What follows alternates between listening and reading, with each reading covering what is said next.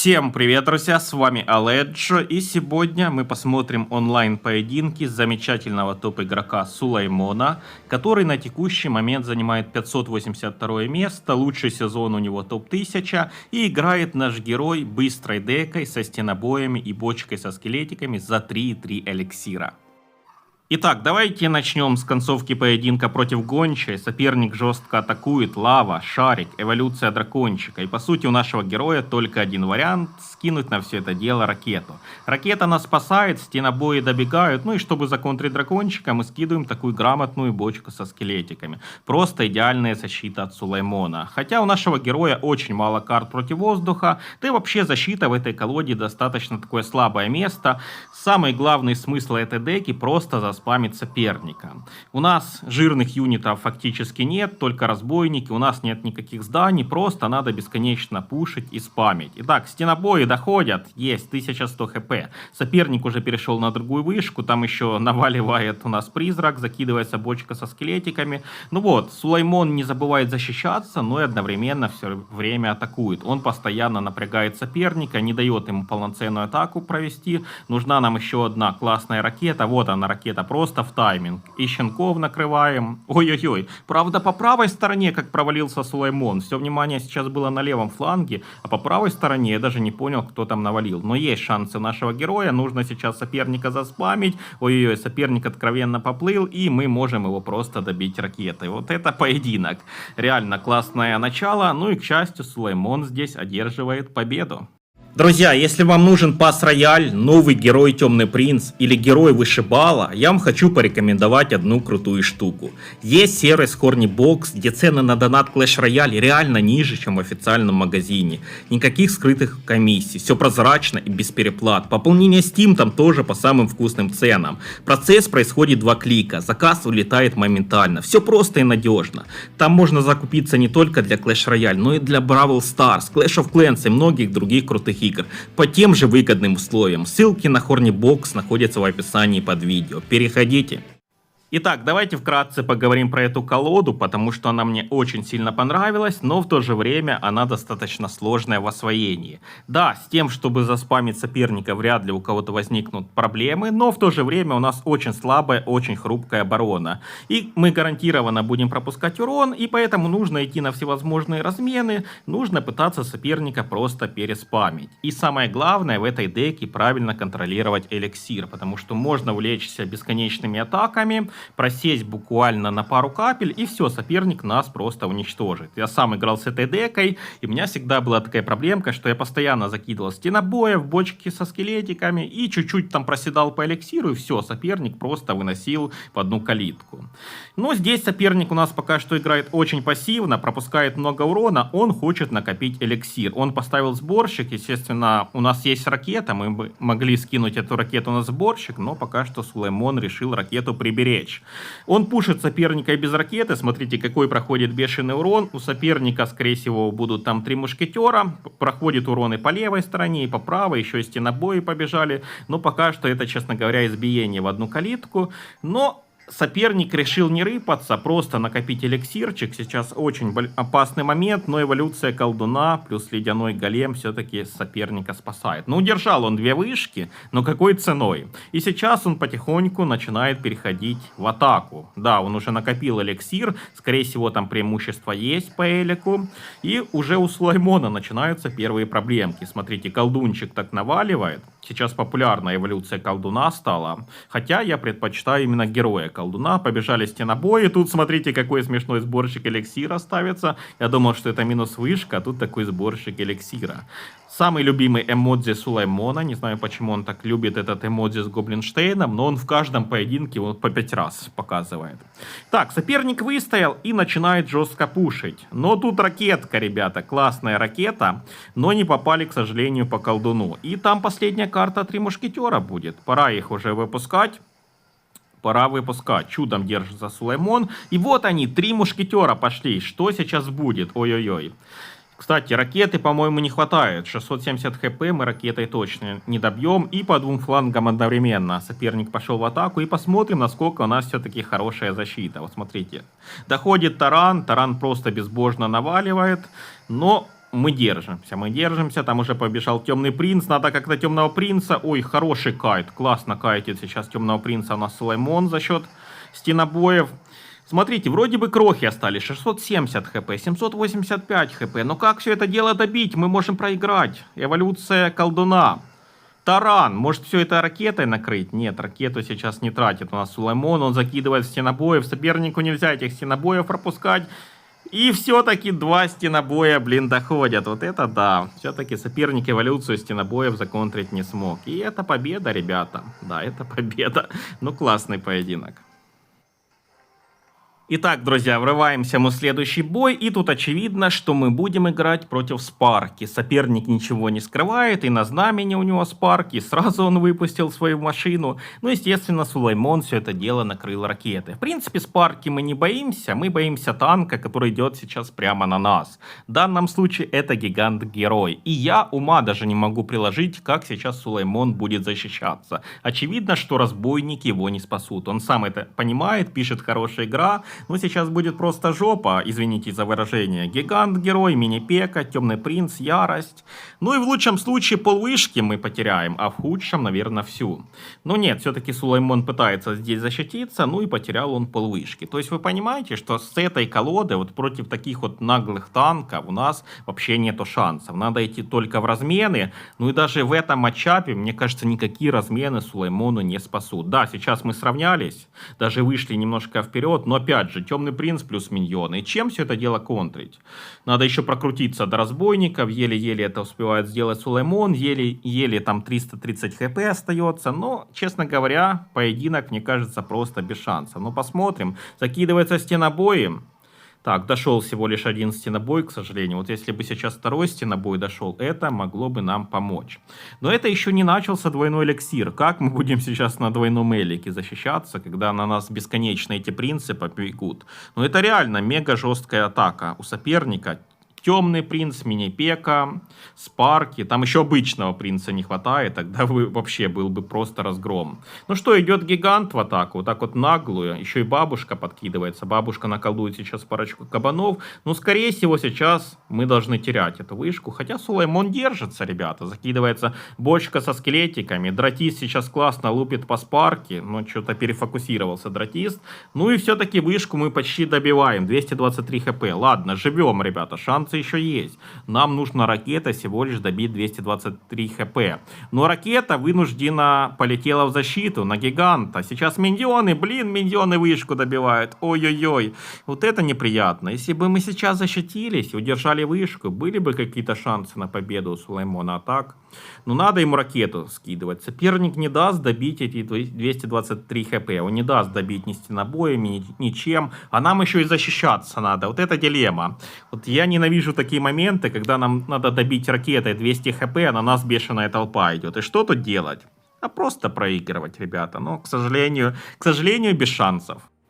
У Сулаймона настолько бесячая дека, что когда ты с ней обыгрываешь соперников, они могут прийти к тебе в клан и начать писать всякие гадости. Вот, к примеру, вчера я обыграл игрочка с мортирой, и он посреди боя просто психанул и кинул мне на главное здание ракету и сдался. И потом пришел и начал писать всякую грязь. Реал скилл, весь спам и флажок интересный. Я ему говорю: остынь, брат, good game. Ну, короче, я не понимаю таких игрочков, это просто трэш. Ну, проиграл и проиграл, зачем позориться? Итак, друзья, давайте я вам вкратце расскажу про нашего героя. Он из Таджикистана, у него 2 аккаунта, и оба этих аккаунта находятся на высоких местах. И на обоих аккаунтах он играет именно с этой колодой.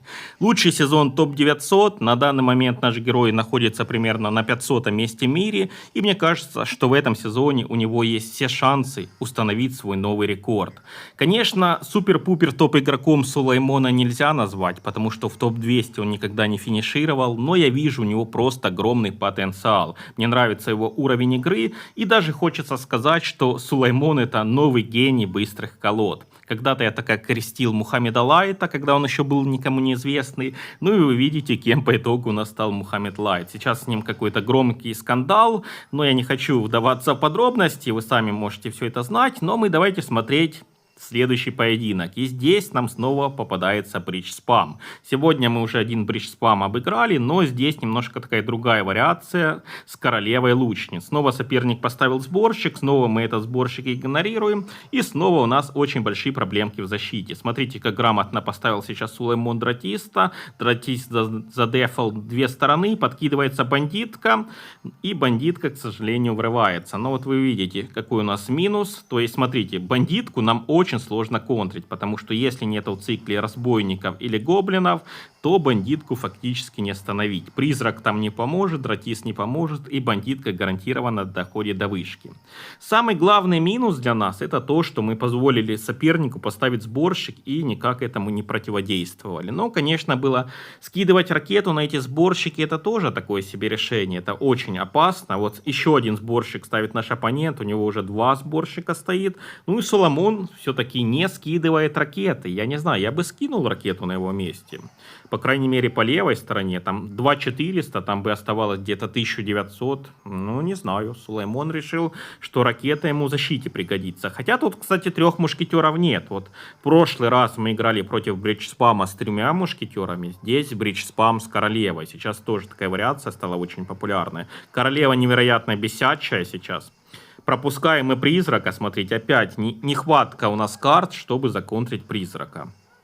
Пошли у нас варвары. Я не знаю, для чего сейчас Сулеймон бережет эту ракету. Скорее всего, на королеву-лучницу он ее хочет кидать, либо на какую-то бешеную толпу в критических ситуациях. Но пока что ни разу ракеты еще в этом поединке не было. Снова призрак сейчас может дойти. Очень тяжелая защита, стрелы пренеприятнейшие. Там и королева, там бандитка, там призрак. Ну как дефаться, как дефаться? Прожимается этот королева, но она до сих пор живет. И королева, блин, все-таки стреляет по вышке. Ну имбовый юнит, я не знаю, королеву вроде бы не улучшали в этом сезоне. И смотрите, какой спам полетел. Стенобой плюс бочка со скелетиками. Это шанс Сулеймона. Он видит, что у соперника проблемки с эликом, что он поставил сборщик. И Сулеймон начинает соперника просто заспамливать. Разбойники наваливают, 621 хп. Но ракеты, походу, не хватает. Я не помню, сколько ракет. Ракета 500 чем-то сносит. Не хватает. Ракеты плюс бревна, возможно, даже не хватает. И сейчас на нас идет просто бешеная толпа. Надо защищаться. Сейчас не до ракет. По другой стороне эволюция тарана. Ой-ой-ой, опаснейший момент. Все-таки задефали мы за счет бревна и призрака эволюцию тарана. Там еще королева, блин. По двум сторонам наглый соперник атакует. Но это очень правильная тактика с бридж-спамом. Стенобои кайтят бандитку. Грамотно ставится Дратист. Подкидывается королева. Бешеный темп, ребята. Я не успеваю комментировать. Как Сулеймон успевает ставить карты, я не знаю. Тут вообще сложно воспринимать бесконечный поток информации. Снова по левой стороне бешеная толпа на нас. Стрелы, просто все накрывают эти стрелы. Ну что, призрак спасает, подкидывается королева. И там, кстати, по правой стороне наш призрак навалял. Подкидывается бандитка. Кто здесь в итоге выиграет? Смотрите, все 4 вышки просто безбожно покоцаны. Подкидывается таран. Так, нельзя таран пропускать, это поражение будет. 700 хп у нас остается, у соперника 600. Мы пропустили королеву, блин, королеву надо убить. Ой-ой-ой, 572 хп. Закидываются стенобои, Варвары пропустили стенобоев, ракетой добиваем. Вы видите, насколько мощная эволюция стенобоев? Даже варвары не справились. Вот это поединок. Ребят, а вы заметили этот прикол? Помните, совсем недавно я вам рассказывал про челика, который после поражения пришел ко мне в клан и стал писать всякие гадости. Так вот, вы обратили внимание на его ник? У него был точно такой же ник, как сейчас попадается Сулеймону. Там был комбатиенты, и здесь комбатиенты. Это просто совпадение 1 на миллион. Но прикол в том, что это понятно, что разные игрочки. То был какой-то лох, этот игрок посерьезней. Но факт остается фактом. Комбатиенты, это с испанского переводится боец. Плох тот боец, который не хочет стать генералом. Но это просто гениальное какое-то совпадение. Я бы понял того игрочка, если бы он реально и мне проиграл с этой декой, и проиграл бы с этой декой Сулеймону, но это разные игрочки. Ну, а теперь давайте смотреть следующий поединок. Здесь нам попадается дека с королевскими кабанами.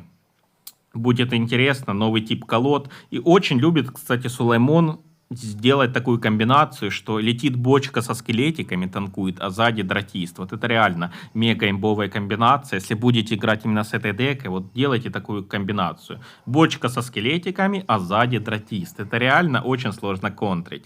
Пока что мы в этом поединке особо не выигрываем. Пока что у нас равенство, но здесь доходят стенобой, и мы уже в большом плюсе. Закидывается еще бочка со скелетиками. Сейчас у соперника будут проблемки. У него есть принцесска. Принцесска ставится неплохо. Смотрите, кстати, неплохо так принцесска этих скелетиков задефала. Но, что удивительно, соперник играет без эволюции принцесски. Нужно признать, что эволюция принцесски немножко так провалилась, что ли. Мало кто с ней играет. Ну, по факту, она реально ничего такого сверхъестественного не показала. Вот эволюция ледяного колдуна, эволюция кабанов, точнее, герой ледяной колдун, эволюция кабанов, да даже эволюция летучих мышек. Все лучше, чем эволюция принцесски. Но реально был такой небольшой провал.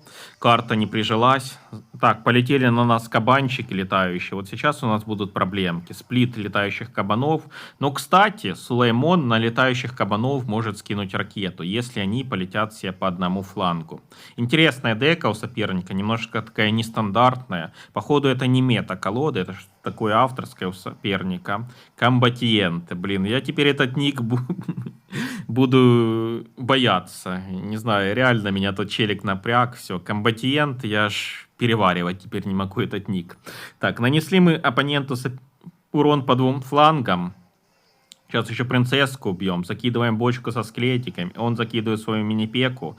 Ну, ждем кабанчиков, летающих по одному флангу. И ждем, как Сулеймон все это дело накроет ракетой. Пока что соперник даже не понимает, что у нас есть ракета. И, кстати, судя по всему, он сейчас хочет комбинацию сделать. Ледяной голем плюс летающие кабаны. Но мы все это дело можем накрыть ракетой. Пока что он не знает, что у нас есть такой козырь в рукаве. Ну, кстати, не только Сулеймон играет с этой декой, есть и другие игрочки с этой декой, так что это не авторская колода. Но она, в принципе, не очень такая популярная, но имеет место быть. Итак, кабаны побежали, не полетели пока что, побежали. И почему-то, кстати, кабаны побежали впереди ледяного голема. Такое себе действие от соперника. Сейчас он держится на последнем издыхании, но все, походу это поражение. Хотя 453 хп, можно добивать ракеты. Даже на кабанов ракету не пришлось скидываться. Какая-то, ребята, изи победа. Итак, дальше у нас на очереди Лукас, и судя по его крутым значкам, достаточно такой серьезный игрок. Сразу закидывается на нас бочка со скелетиками. Возможно, эта колода очень похожая на нашу. Возможно, это будет мортира. Так, выпускаются разбойники. Но пока что какой-то зеркальный бой. И, кстати, хочу уточнить, что мы смотрим поединки Сулеймона на втором аккаунте, не на основе. Ну, в принципе, как я уже говорил, у него два аккаунта практически идентичные. Два аккаунта примерно на одинаковых кубках идут. Поэтому без разницы. Основа там, твинк, они у него практически близнецы. Итак, это все-таки мортира оказалась. Причем такая нестандартная. С берсеркшей. Да, у соперника не метовая мортира, а какая-то такая интересная вариация. Прожимает он вышибалу, ну что, будем мы контрить вышибалу? Нет, почему-то Сулеймон решил пропустить 2 тычки от вышибалы. Хотя, с другой стороны, а что он мог сделать? Дратиста подставить под вышибалу? Ну, смысл, 3 эликсира мусорку. Так, пропускаем мы миньончиков неприятно, а соперник пропускает скелетиков. Ой-ой-ой. А что за поединок такой, что все забили болт на барон? У нас 476, у соперника 465. Мне кажется, что и Лукас мог сейчас защититься, и Сулеймон мог сейчас как-то защититься. Но оба игрочка одновременно болт на оборону положили, и все. Итак, неприятный спам, берсеркша плюс бочка со скелетиками. Кстати, это такой соперник, который тоже может нас заспамить. Уже стенобои панические. Ой-ой-ой, немножко так... Мне кажется, что сейчас впервые за этот ролик как-то грубо ошибся Сулеймон. Зачем эти были стенобои? Он хотел как-то стенобоями скелетиков законтрить. Типа стенобои подорвутся и скелетиков уничтожат. Но нет, какое-то глупое решение, честно говоря. Вот первый раз сейчас Сулеймон так как-то жестко ошибся. Закидывает он бочку со скелетиками. Ну, можно там уже ракетой добивать. Скотиняки по спиняки, как говорится. Вот да, скотиняки по спиняки. Но это я так говорил в знаменитом ролике про мистера Фиша. Я был первый, кто снял про мистера Фиша. Уже не все это помнят. Я его сам отыскал лично в поединке против арбалетчика. Снимал про арбалетчика босса, попался мне мистер Фиш, и потом уже у нас появились ролики про мистера Фиша. И я там такую фразу коронную говорил: скотиняки по спиняки, потому что мистер Фиш тоже любил по вышибали кидать вот такие вот ракеты. Но у нас поединок уже близится к дополнительному времени, практически размен по сторонам, 30 хп. Ну что, пытается 30 хп как-то удержать у нас Сулаймон, но я не знаю, смысл 30 хп удерживать, хотя... Сопернику, судя по всему, придется фаербол скидывать, чтобы 30 хп добить. Вот это да. Берсеркшу пропускаем. Ой-ой-ой, берсеркша! Нет, мы берсеркшу не пропустили. Нужен фаербол. И смотрите, ой-ой-ой, на последней секунде фаербол полетел. Вот это да. Вот иногда есть такой смысл цепиться за каких-то 30 хп и тупо сопернику не давать их добить. И тогда ему придется на последних секундах скидывать либо фаербол, либо ракету. Это настолько невыгодно, поэтому сейчас очень правильно сыграл Сулаймон. У нас абсолютное равенство. И еще раз, скотиняки по спиняке, ребята. 1394 хп. Ну, по хребту летают ракеты, вышибали. Не знаю, никакого уважения к боулеру, к спортсмену. Так, полетела на нас бочка со склетиками, мортир, опасно, соперник пытается нас заспамить, прожимает вышибалу, вышибала стреляет по главному зданию. Я не знаю, зачем сейчас было прожимать вышибалу, но по главному зданию 3 броска баскетбольных. А смысл? Главное здание фуловое. Так, чуть больше минуты до конца поединка, мы выигрываем. Если еще раз соперник вышибалу так подставит, то это для нас будет мега удача. Но я думаю, что вряд ли уже вышибала будет подставляться. Подкидывается бочка со скелетиками, еще одна бочка со скелетиками. Куча спама. Иногда эти поединки против этой колоды и с этой колоды очень сложно комментировать, потому что тут просто какое-то безумие происходит. Еще раз бочка со скелетиками. Урона сопернику нельзя пропускать, но он пропускает урон. Очень много урона он пропускает. Ракета. Ракета добивает? Нет, ну бревно помогает. Классный поединок, ребята. Вот это да. Обыграли мы практически метовую колоду. Итак, друзья, поехали. Последний поединок на сегодня посмотрим. Вот, честно говоря, я уже давненько не получал такого удовольствия от просмотра топ-игроков. Сейчас, кстати, соперник, смотрите, как классно перетаскивает стенобоев на главное здание. Без стычки вообще, но это сложный трюк. У меня такое не получается сделать. Так, монах пошел. Ну, судя по всему, это будет Коргик. У меня в комментариях один человек постоянно просит: сними топ-игрока с Коргиком. Я не знаю, что ему отвечать. Потому что реально сейчас с Коргиком мало кто играет. Да, есть там Муги какой-то. И вот сейчас игрочок с Коргиком попадается. Но Коргик сейчас не так уж популярен, как раньше. Но посмотрим, будет интересно. Я периодически стараюсь снимать про топ-игроков. Конечно, сложно сейчас находить прямо таких топорей, как Анабаны, Вайперы, не знаю, Ерсон. Мне там в комментариях тоже писали там: я думал, Ерсон будет, а у тебя там Лорд Бирус, когда я про Хока 2.6 снимал. Ну, сложно прямо топов мне находить каких-то. Вот кого могу, того нахожу. Но за последнее время, опять же, это, наверное, самый такой у нас классный ролик. Хотя вот про Арта КС тоже был очень классный ролик с Хоком 2.6. Мне безумно понравился, посмотрите. Ну, а у нас Сулаймон, кстати, продолжает показывать свой эмодзи с Гоблинштейном. Я не знаю, почему он так любит этот эмодзи с Гоблинштейном. Чем он ему так приглянулся? У него даже в колоде этого зеленого монстра нету. Давайте тоже ему пошлем какой-нибудь эмодзи. Ну, и соперника Коргик, как мы уже поняли, но пока что Коргиком не пахнет. Ждет наш оппонент двойного Элика, показал он все карты, последняя карта Коргик, закидывается еще раз стенобой, но что, на главное здание опять стенобоев перетащить? Нет, стенобои сейчас просто оттаскиваются, но это, кстати, неудачное решение, потому что один стенобой доходят, закидывается еще у нас бочка со скелетиками. Опять же, соперник играет с эволюцией на колдуна, я не знаю почему, так вот стал резко популярна эволюция колдуна. Вот вообще ничего с ней не делали разработчики. Но она стала популярной. Итак, интересная такая комбинация. Монах переходит мостик, прожимается, и колдун, который сзади, становится практически неуязвимый. Вот это очень опасный момент с монахом. Монах может перейти мостик, сзади накинуть кучу юнитов, прожать монаха, и это все дело сложно контрить. Монах тоже стал популярен, я не знаю.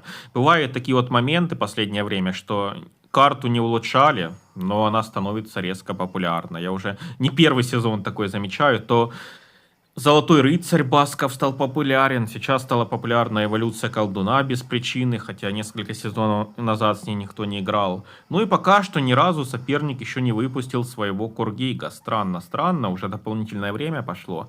Ну и пока что мы выигрываем минимально. Еще раз на нас идет колдун, и вот, наконец-то, впереди ставится Коргиг. Сейчас будет опасненький момент. А чем контрить Коргига без Дани? Вот скажите мне. Я вот до сих пор думаю, что в этой колоде какая-нибудь пушка очень бы нам помогла. Вот без Дани очень сложно защищаться. Это просто какое-то издевательство над самим собой играть без Дани. Потому что урон против Коргигов обеспечен. Закидываем бочку со скелетиками. Проходит такой неплохой урончик, но мы уже в минусе. Мы уже в минусе. Сейчас снова переходит мостик монах. Сзади идет колдун. Сейчас будет прожатие. И опять же халявный урон по вышке. Просто прожали монаха. И это где-то минус 200, минус 300 хп уже гарантировано. У соперника, кстати, эволюции на Коргига нету. Да.